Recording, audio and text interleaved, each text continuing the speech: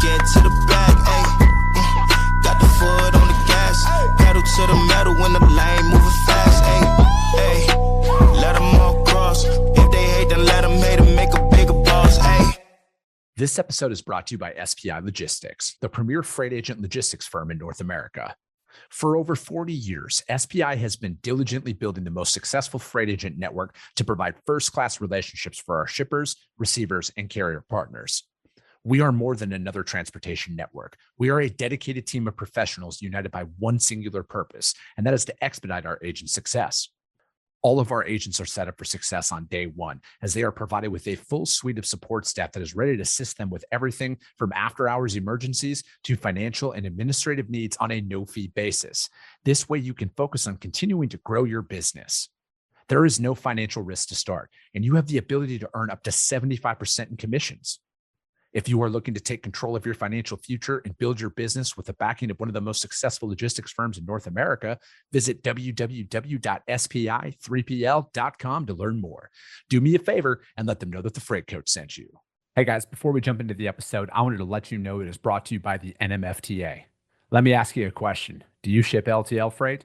Then listen up, because the NMFC changes went live on July 19th, and they're the biggest updates in the history of freight classification.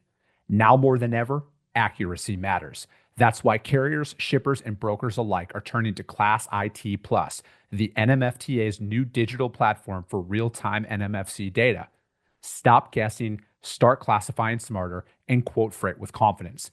It's time to get your ship together because the NMFC changes are already here.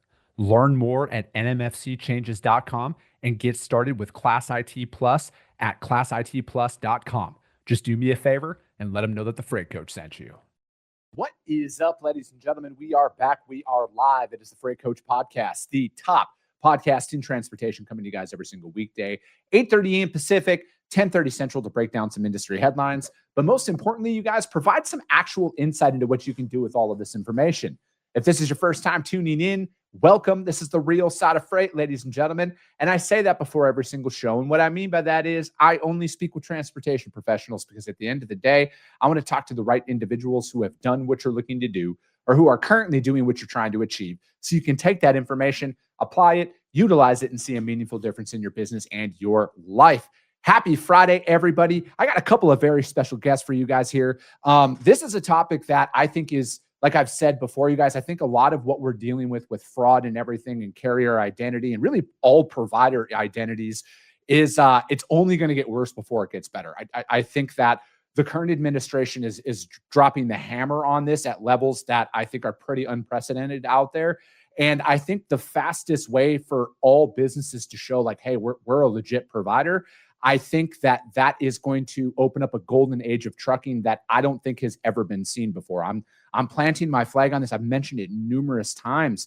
You can sit here and talk about, is it necessary? But I think it is. I think that at some point, with the digital nature of where things are, your ability to prove that you are a legitimate provider in all industries is only going to become more and more valuable. So I have my friends from the NMFTA, Mr. Joe Orr and Marli Hall, back on the show. You guys, thank you so much for joining me today.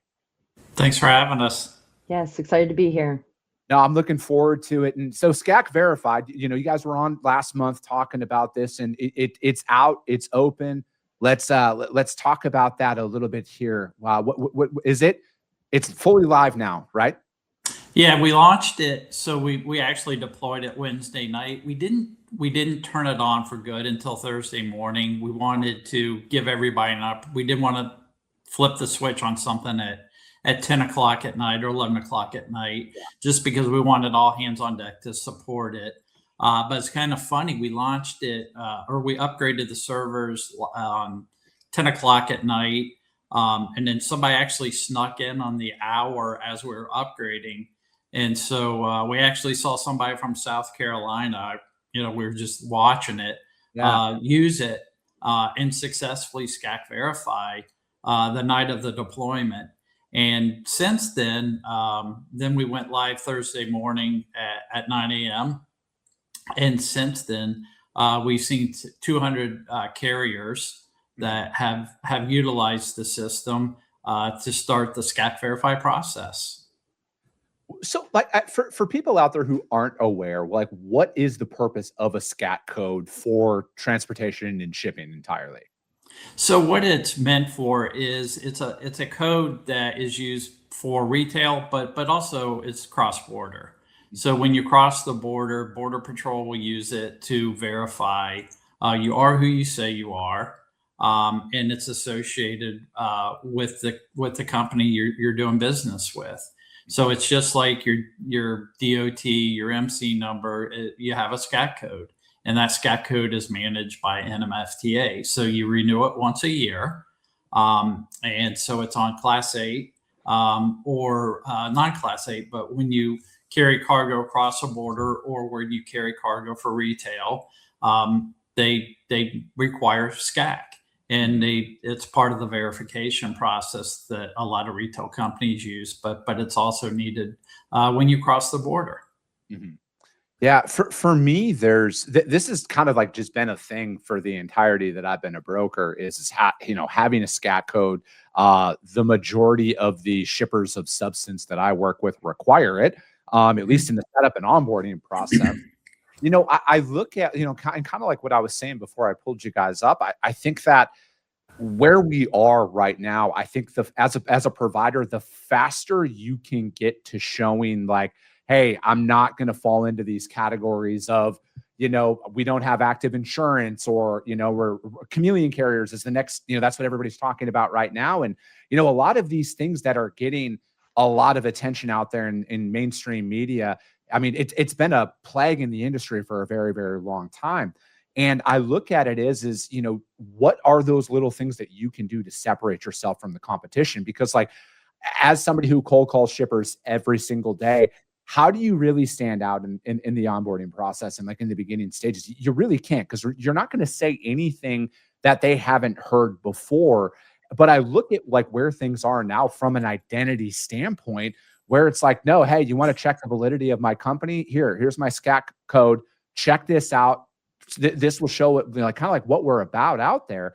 So Marli, what was one of those things that, from an identity verification process that you think is kind of going to help service providers stand out in this next iteration of where things are in the industry?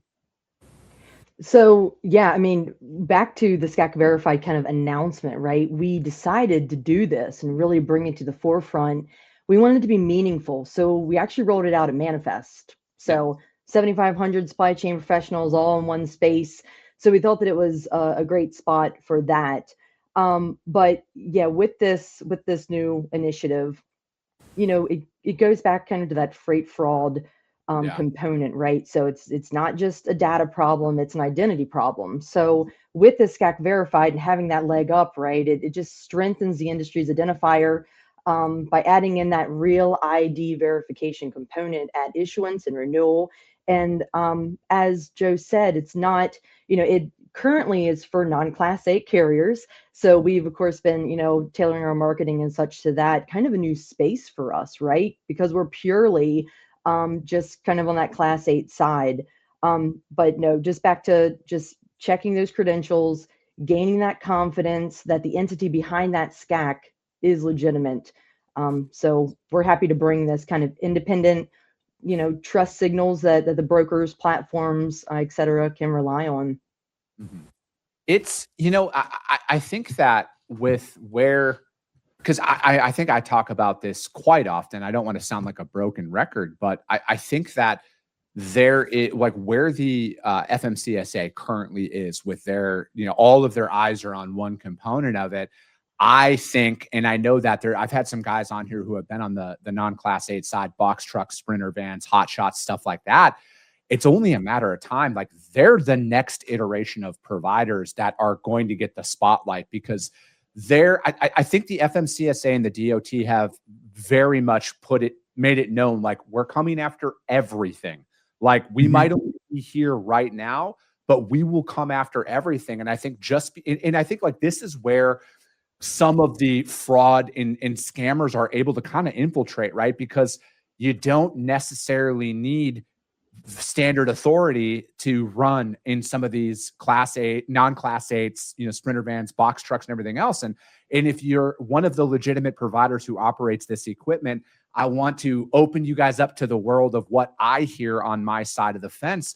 Like we specialize in open deck, right? We move a lot of freight on hot shots, and it is actually very concerning the amount of hot shot providers who will call in and try and book loads that don't actually have a DOT number. They don't have an MC. And then they were like, oh, my friend said I could use it. It's like, no. This isn't the way that this is going to work. So it's like, I look at it now, like, and I know you guys do a lot of stuff on cybersecurity, and that's kind of a different, topic entirely, but it's also one of those things where it's like, we have a complete cyber and digital footprint now for our business. And no matter how much you want to sit here and say that we only operate off of, spreadsheets and everything else, like the faster you can, your company is going to be online. And again, correct me if I'm wrong, the FMCSA just put out a press release on like they are going in and they're going to be cleaning up all of their data. And I look at it as like, it's hard enough to make it in business. You delaying the inevitable here is only going to put you in a bad spot that could potentially cost you revenue down the road if you don't go in there.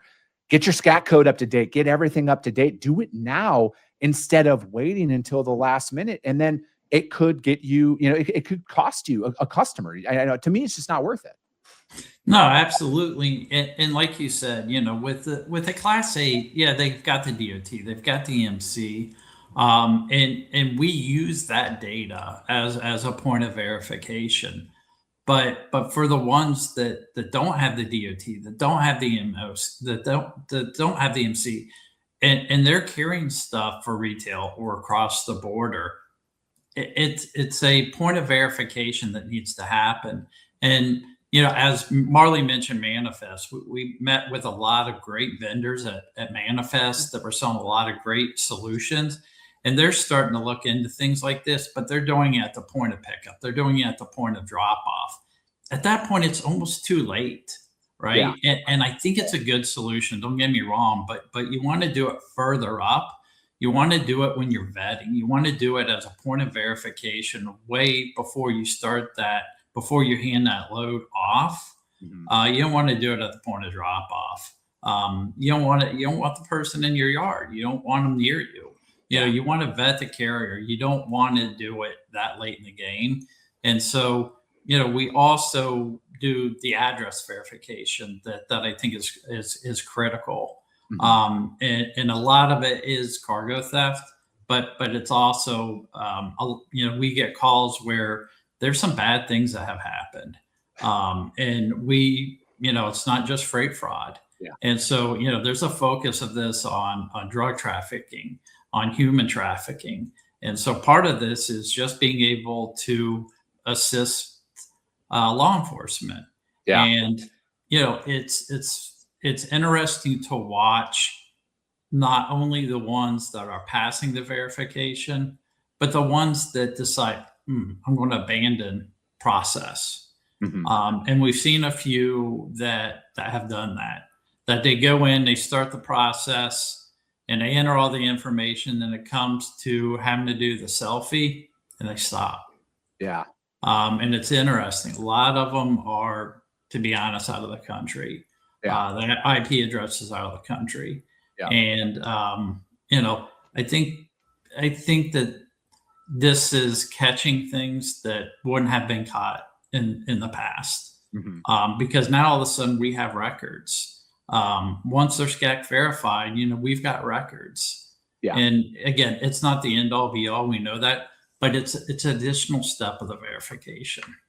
So from a privacy standpoint, I think like that's got to be something that most people will be thinking about, right? Like, how is my data safe that I'm putting up there, especially biometric data, talking about the selfie that, you're describing there. How can you ensure that users of this, like everything is secure and it's not going to be, leaked out there? Yeah. So that's a great question. So we're actually, it's transactional. So the data does not come through our servers. It comes through a third party, and they are compliant. and they don't store the data at all. They do the verification, then it gets deleted. We see it for brief seconds, and that's it. And we make sure that they're SOC compliant, that they use the cybersecurity standards that we expect. And we've done a full audit of their process to make sure. But the key is nothing gets stored. Because the last thing we want to do is store data that if leaked. Now, if needed, if there is an issue, we obviously have the names. But as far as like some personal information, we won't store that at NMFTA because we don't want to be the keepers of that data. Yeah. No, and I think that this kind of segues into another announcement that you guys are releasing here. With the freight fraud. Excuse me, that's a tongue twister. The Freight Fraud Prevention Hub that is being released, and for me, I look at it as collaboration is going to be the only thing that truly like puts a dent in this, right? Because I don't ever.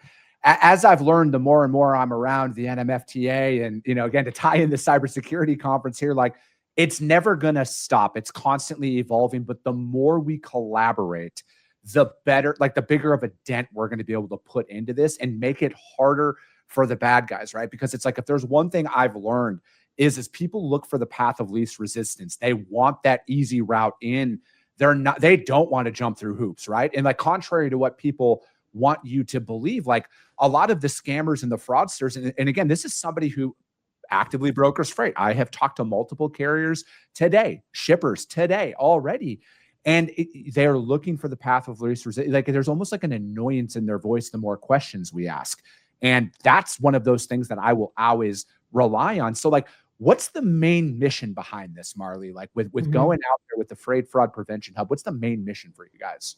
You're right. Yeah, we are excited about this. It is, like you said, collaborative space where we can give brokers, 3PLs, carriers, shippers, tech providers, they can all come, have practical guidance, trend insights. We have frameworks, guidebooks, shared best practices to basically combat freight fraud, cargo theft. And one thing with it, as we were sharing earlier, we have a nice grouping of founding partners already. So we've got a nonprofit association that's big in the space. We also have some tech providers and some industry suppliers. And then we've had lots of conversations with some larger LTL carriers. So we're really kind of making this nice kind of collaborative space, right, for everyone to be involved, to share their practices and right, because you don't want to give the bad guys more ammunition. So it's almost like that fine line of what can we share, what can we get out there in front of folks, and then by spreading the message of we have a lot. I think there's like 42 pages in all on this Freight Fraud Prevention Hub that will be going March 3rd. So it really is a robust spot for folks to come. So is this more of like a content catalog that is out there kind of talking about best practices to really help people out? And then I guess to kind of like piggyback on what we're talking about with SCAC Verified, is there any cross collaboration between those where it's like, because I look at it is the service providers who are out there doing it right, what can they do to stand out? So it's like, is there going to be some content in there where it's like, hey, I am a legitimate provider. I have everything up to date. How do I let the brokers, the shippers know that like, hey, I'm legitimate? You're right. Yeah, where that SCAC Verify component, like strengthens identity at the source, making sure that person is real, that entity behind that SCAC is verified. That hub kind of expands on that, right? So there was a lot of synergies, and that's why we basically decided to launch around the same time, right? Whenever we first started talking about these initiatives, Joe's like, I think they go live at the same time, which we're like, that makes complete sense. So it's like cross sell too. You'll see, from the SCAC Verified site to the Freight Fraud Prevention Hub, there will be those cross promotions with call to actions and such. And you're right, back to the content of sorts. We've got pages. What is a fictitious pickup? What is pilferage? How can you combat that? So we really are, not only selfishly for SEO, AEO, GEO purposes, right? It's also, again, we have to educate the industry and meet them where they are. Yeah. Is this something that, there's, obviously without giving away too much, because like I'm right there with you. I say this often when I talk about what are the key indicators I look for and if somebody's, legitimate or not, when I'm questioning some of these providers, I stop talking about it on air because I don't want to give away anything. If you guys see me at a conference, you want to DM me and jump, like I will gladly talk to you off air, offline about that stuff, because it's like, I think sharing those things that I use is only going to enable the fraudsters out there. So it's like, are you guys sharing like patterns in there? Is there, high level legal advice? Like what are those next steps? Like in the event you got taken, is there going to be all of that kind of in there? So you've kind of hinted to something, I think another component, and that's something that we heard at our conference, and that will be a subject, I think, of another podcast, to be honest. Love it. It's a great question, and it's one that we struggled with for about a month. Is okay, this isn't Freight Fraud Prevention Hub, but what about the people that are like, hey, this is how I got hit, and it really did trigger from the conference. So we're going to do yet another launch of another website. Okay. That's really focused on that, not only from a cyber perspective, but also from a freight fraud perspective, where it will be, hey, you're going to pledge to share what's happened to you, but in return, you're going to get what's happened to other people. Mm-hmm. And that's something that we've got a prototype of right now. We've got our membership meeting here in about a week, starting about a week and a half. And we're going to show it to them, get some input. Yeah. But we should definitely talk about it next time we're together. No, absolutely. And I think like, this next question might kind of be for more of that topic as well is talking about, that like the digital vulnerabilities that are out there. And one thing that I'm starting to see an uncomfortable rise in is fictitious shippers emailing transportation providers wanting you to click on a link to provide them data or you got to complete the quote on here. And it's like, I try and remind people all the time, like as somebody who literally cold calls every single day, I have never had a shipper reach out to me and say, hey, click on this link to fill this out. If memory serves me, I've never even had a shipper reach out to me and be like, hey, could you call me? I want to talk to you about your logistics service. So it's like, I think of those simple red flags that a lot of people overlook. And especially right now, when the market has been as depressed as it has for this long, everybody's just looking for something to like, hey, how do I get new business out there? Is that some of those things like of, in this prevention hub that people can really expect about like, hey, these are guys, these companies that are out there are all putting their best foot forward. Like, this is kind of like, again, back to that collaboration piece. Is this going to help, kind of talk about that cyber component of this? Yeah. And that's really what it's meant to be, is where it's a safe place where you can go and talk about, what's happening to you, some best practices, and really what to look out for.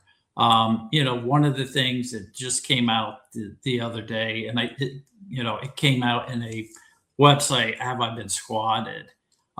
It's something called Diesel Vortex, and it's really scary. And we're getting ready. I know one person liked it within the team, but we'll share the article.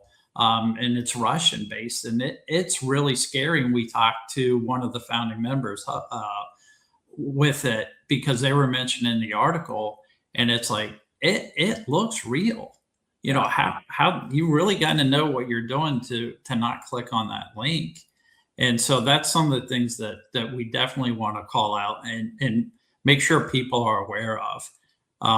Because again, it's a team sport. And so we want to use that to get that type of information out there so that we can learn from each other. Do you think we are at the point, I think we are, that they need to start treating this as a matter of national security? Because when we're talking about foreign actors coming in and trying to infiltrate our supply chain, which they pretty much already have, right?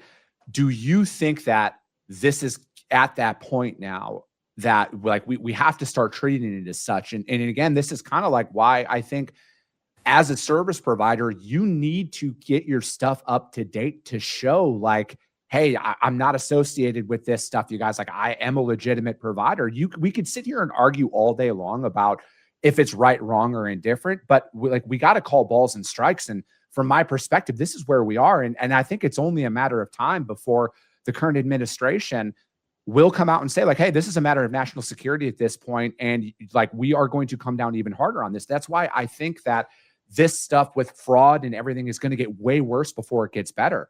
Because I think that when they're already dropping the hammer, when they really drop the hammer at the level that I think it's going to eventually bubble up to, I think that's when we're going to see levels of fraud and cargo theft that is going to make current numbers look like child's play, unfortunately. Yeah, cyber-enabled cargo theft and just everything with transportation, I would consider that. And, we don't say that lightly because we don't want to be Chicken Little, the tinfoil hat looking guys. But in December, we spent a day on Capitol Hill. We went to the White House. We also had some other meetings in Capitol Hill, and we talked about it. Yeah. And that's what we said. It's like, hey, I get it. We're not healthcare. We're not tech. Yeah. But we're the ones that, this industry, look at how important it is. And what was refreshing was it didn't feel like we had to do convincing. It felt like we get it. We're aware. Let us know what you know. And it was an exchange of ideas. And so a lot of meetings have kept happening since then. So I get the feeling everyone's aware of it. Everybody's now trying to play catch up. Yeah. Because it was really obvious with healthcare and some other things, but maybe not as obvious with transportation. Now it seems obvious, but it's just a matter of playing catch up. Yeah. And, again, and I try not to fearmonger or anything like that on this show, but like I have read a history book or two in my life. And what's the first thing that they used to do back in the day? Like, this is modern day supply, cutting out for the supply chains that could potentially happen. And, again, it's like kind of like with everything, we have to be very proactive. Like it's very well documented. Like I know the companies that you guys had listed that are going to be a member of the Freight Fraud Prevention Hub alone. Like there's some very heavy hitters that are associated with that. And I look at it as like as an industry as a whole, and I've said this for years on this show, it's our job to fix this stuff, right? Like it's our job to make sure Capitol Hill is up to date, the DOT is up to date. Like we're the ones on the front lines of this stuff. And and to see the amount of people who are on board with this, and I could only imagine the amount of shippers and manufacturers who are going to get on board with this, right? Because like they're the ones who are ultimately paying for it, not only in loss of cargo, paying of invoices, double paying of invoices, because if a load gets double brokered and all, like there's a massive financial implication that can come down with just one load that could get stolen out there. And it's like, I think that at the end of it, like our customers are going to be relying on us as service providers to step up even more. And I wouldn't be surprised if this is going to be an actual requirement to move freight with companies here in the coming years, where it's going to be like, hey, how can you show that you're legit? You're going to have to essentially show everything, the validity of your organization before they would even give you access to their freight. I think like it's kind of at that point. Absolutely. I agree. You're getting me so pumped. No, but it's like I care about this because like I care about people staying in business, like I talk about it ad nauseum on this show. Like it takes so much heavy lifting to get your business off the ground. Then to get it to profitability is a whole other skill set. To just see it get lost and have your entire life's work go away because of I don't want to say it's like mistakes happen, but like there's some preventable steps you can take now to ensure that you're covered and you're taken care of. And I think like with what you guys are doing and really spearheading a lot of this stuff is only going to help it. Like how many individuals I look out there about, the amount of hotshot drivers that I talk to that are non-class 8 that are like, hey, I'm just doing this so I can afford to buy a truck one day. Like, think about the validity aspect of that stepping stone that comes along with it, or box trucks, right? They might, or sprinter vans, all of those non-class 8 drivers that are out there, that they're using that as a stepping stone to get up to start hauling 53-foot trailers and stuff like that. Like, this is just a natural progression where I think you're going to set yourself up for success 3 years down the road in the event the DOT is like, hey guys, FYI, your SCAC code better be verified across all things. There's going to be a digital component of this, whether people want to admit it or not. And I always like, take that proactive approach and get ahead of it. Yep. 100%. Agreed. All right, Joe, Marli, thank you guys so much for joining. How does anybody reach out to you guys to find out more? Marli, you'd probably be the best one to answer this, to find out more about SCAC Verified and then the Freight Fraud Prevention Hub. You got it. So scac.nmfta.org, that's where you can find us, or just go to the nmfta.org website, scroll down, and you'll see a little tile there for SCAC. If you click, that's how you get to there. And for the Freight Fraud Prevention Hub, that will be cross-linked on our homepage. We'll also be sending out lots of comms about it. We're very active on LinkedIn, so you can definitely find us there, National Motor Freight Traffic Association, if you search for that in the search bar. So thank you so much for having us. No, absolutely. Thank you. I appreciate it. And that is going to be it for today, ladies and gentlemen. If you guys can't find the NMFTA out there for some reason, hit me up. I will gladly put you guys in direct contact with them. But that is going to be it. As always, if you got value in what you heard and you're not subscribed, subscribe to the show, you guys. And if you're feeling ambitious, rank that show on iTunes and Spotify, because if you see value, your network's going to see it as well.